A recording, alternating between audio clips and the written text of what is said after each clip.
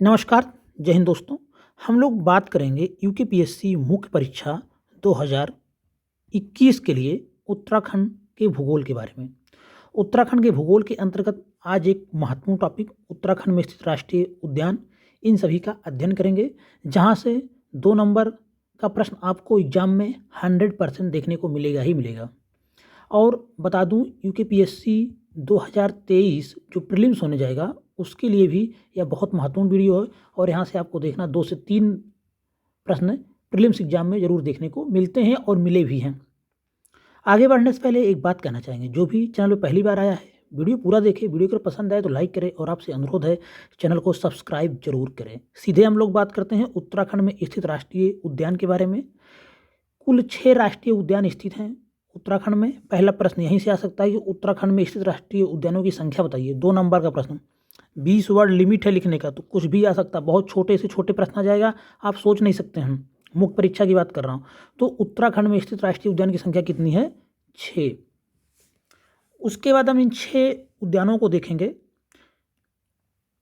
पहला है कार्बेट राष्ट्रीय उद्यान, 1936 में स्थापित। तो वैसे तो बहुत कम संभावना होती है डेट पूछेगा कब स्थापित है, लेकिन अभी देखिए पटवारी लेखपाल ने भी पूछा था कि किसी उद्यान को दिया था कि उसकी स्थापना कब हुई थी, नाम नहीं याद आ रहा।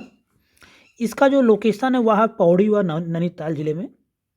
इसकी जो लोकेशन है वह पौड़ी व नैनीताल जिले में है, लेकिन इसका जो मुख्य गेट है, प्रवेश द्वार है, वह कहाँ पे है?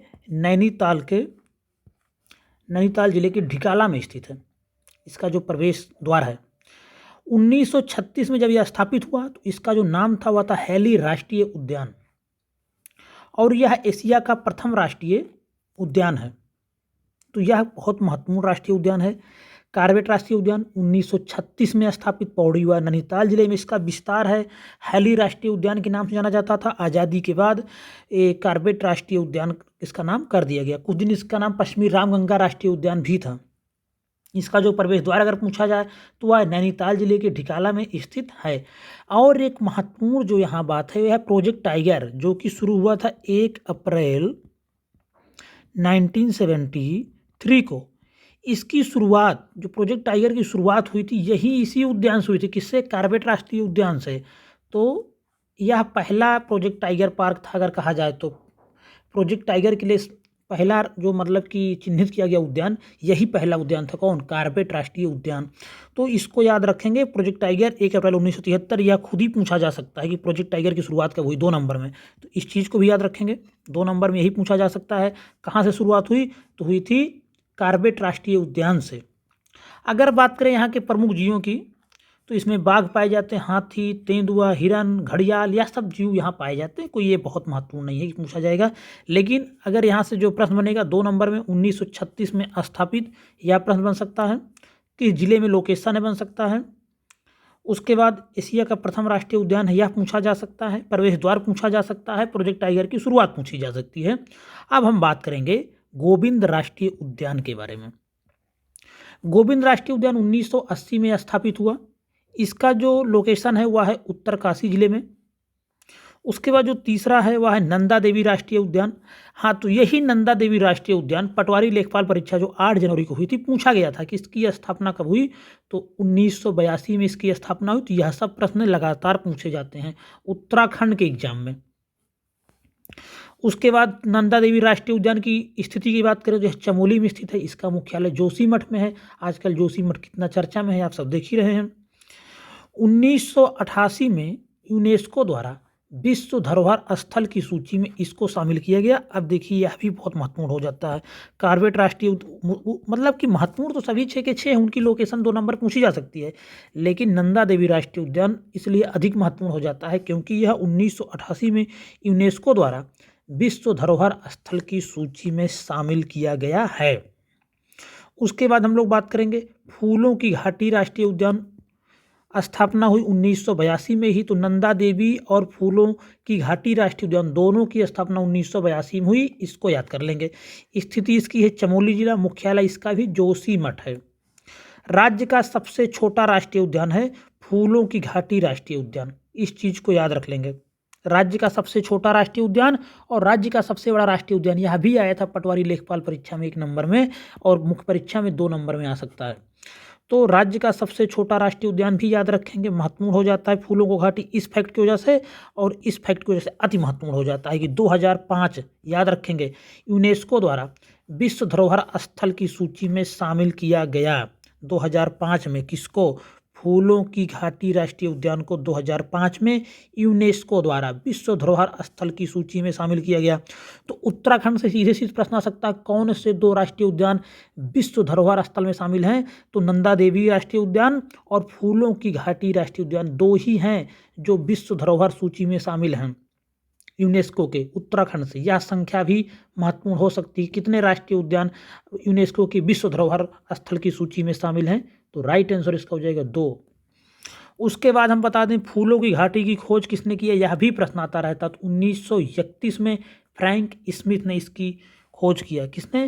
फ्रैंक स्मिथ ने इसकी खोज किया था फूलों की घाटी की सन 1931 में।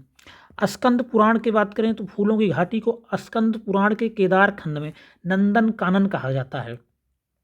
यह घाटी नर व गंधमादन पर्वतों के बीच स्थित है। पूछा जा सकता है किन पर्वतों के बीच में फूलों की घाटी स्थित है? तो नर व गंधमादन पर्वतों के बीच में स्थित है। अगर हम प्रमुख जीव जंतुओं की बात करें तो कस्तूरी मृग, गुलदार, हिमालयन भालू आदि यह सब देखने को मिलता है। राजाजी राष्ट्रीय उद्यान के बारे में बात करेंगे। राजाजी राष्ट्रीय उद्यान स्थापना 1983 में। स्थिति की बात करें तो देहरादून, हरिद्वार, पौड़ी इन 3 जिलों में फैला हुआ है। इसका जो मुख्यालय है वह देहरादून में है। प्रमुख जीव की बात करें हाथी, शेर, टाइगर, नीलगाय। तो आपको यहाँ से जो याद करना है 1983 में स्थापना, इसके अलावा कुछ नहीं याद करना। मुख्यालय देख सकते हैं देहरादून में। राजाजी राष्ट्रीय उद्यान की लोकेशन भी पूछा जा सकता है 2 नंबर में। तो 3 जिलों में फैला हुआ है, देहरादून, हरिद्वार, पौड़ी। उसके बाद बात करेंगे गंगोत्री राष्ट्रीय उद्यान, जिसका मैं अभी चर्चा कर रहा था। गंगोत्री राष्ट्रीय उद्यान के बारे में बात करें तो स्थापना हुई 1989 में। लोकेशन है उत्तरकाशी जिले में। राज्य का सबसे बड़ा राष्ट्रीय उद्यान। अभी पटवारी लेखपाल की जब परीक्षा हुई थी तो आपने देखा होगा कि उसमें यह प्रश्न पूछा गया था, महत्वपूर्ण हो जाता है। पूछा गया था कि राज्य का सबसे बड़ा राष्ट्रीय उद्यान बताइए, तो वह हो जाता है कौन? गंगोत्री राष्ट्रीय उद्यान। अगर हम प्रमुख जीव जंतुओं के बारे में बात करें तो इसमें हिम तेंदुआ, हिमालयन भालू, कस्तूरी मृग आदि सब पाए जाते हैं। कोई ये सब बहुत महत्वपूर्ण नहीं है। तो इस तरह से आपने देखा 6 राष्ट्रीय उद्यान कौन कौन?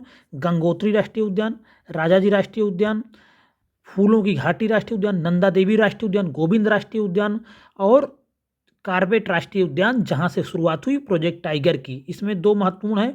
फूलों की घाटी राष्ट्रीय उद्यान को याद रखेंगे, सबसे छोटा राष्ट्रीय उद्यान है, इस वजह से भी याद रखेंगे। जितने फैक्ट आपको बता दिया गया याद रखना। सबसे बड़े की बात किया जाए तो गंगोत्री राष्ट्रीय उद्यान याद रखेंगे। अब हम बात करेंगे उत्तराखंड के वन्य जीव अभ्यारण्य या वन्य जीव विहार के बारे में। आज का यही दूसरा टॉपिक और अंतिम टॉपिक रहेगा। उत्तराखंड के वन्य जीव विहार या अभ्यारण्य जो हैं 7 हैं, ऐसे 7 अभ्यारण्य उत्तराखंड पाए जाते हैं। आपको बता दूं अगर इसका आपको PDF चाहिए तो आपको टेलीग्राम पे सर्च करना पड़ेगा @TechIAS। आपको यहाँ पे इसका PDF मिल जाएगा। बहुत सारे नोट्स आपको यहाँ पे किसी भी, चाहे हिंदी का हो चाहे किसी सब्जेक्ट का हो, आपको नोट्स वहाँ मिल जाएंगे। मुख्य परीक्षा के दृष्टिकोण से अभी बात कर रहा हूँ। तो गोविंद वन्य जीव विहार की बात करेंगे। गोविंद वन्य जीव विहार 1965 में स्थापित हुआ। लोकेशन इसकी याद रखेंगे उत्तरकाशी में। सिर्फ इतना याद रखेंगे कौन किस जिले में स्थित है। गोविंद वन्य जीव विहार उत्तरकाशी जिले में स्थित है। केदारनाथ वन्य जीव विहार 1972 में स्थापित हुआ। चमोली प्लस रुद्रप्रयाग जिले में स्थित है। उत्तराखंड का सबसे बड़ा वन्य जीव विहार है। इस फैक्ट को याद रख लेंगे। अब केदारनाथ के लिए विशेष फोकस कर रहा हूं आपको, इसको याद रखेंगे। केदारनाथ वन्य जीव विहार कहाँ पे है? उत्तराखंड, चमोली और रुद्रप्रयाग में। उत्तराखंड का सबसे बड़ा वन्य जीव विहार है, पूछा जा सकता है। उद्यान अलग है, वन्य जीव विहार अलग है। तीसरा जो महत्वपूर्ण है, जहाँ से प्रीलिम्स में आपने प्रश्न देखा होगा, अस्कोट वन्य जीव विहार प्रीलिम्स 2021 में जब हुआ था, जिसका मेंस हम लोग देने जा रहे हैं, तो वहाँ पे आया था अस्कोट वन्य जीव विहार। बहुत बार पूछा गया है।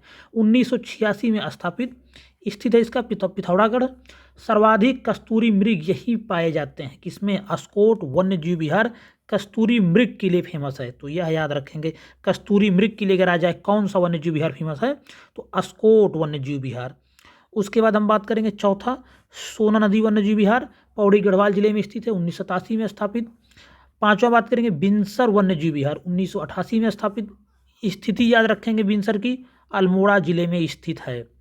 बिनसर भी महत्वपूर्ण है। मसूरी वन्यजीव विहार, तो जहाँ मसूरी होगा वहीं स्थित है, आसान हो जाता है, या देहरादून में स्थित है, 1993 में स्थापित, और सबसे छोटा वन्यजीव विहार है उत्तराखंड का, तो इसको भी याद करना पड़ेगा। सबसे छोटा सबसे बड़ा तो जरूर याद करना पड़ेगा। तो सबसे छोटा वन्यजीव विहार है कौन? मसूरी वन्यजीव विहार, देहरादून में स्थित है। नंधौर वन्यजीव विहार 2012 में स्थापित है, स्थित है नैनीताल व चंपावत जिले में। तो सबसे नया यही है, नंधौर वन्यजीव विहार, इसको भी याद रखेंगे, 2012 में स्थापित है। तो अगर इन 7 वन्यजीव विहारों में जो सबसे महत्वपूर्ण हो सकता है वह हो सकता है मसूरी वन्यजीव विहार, 1993 में स्थापित, सबसे छोटा। उसके बाद बात करें केदारनाथ वन्यजीव विहार।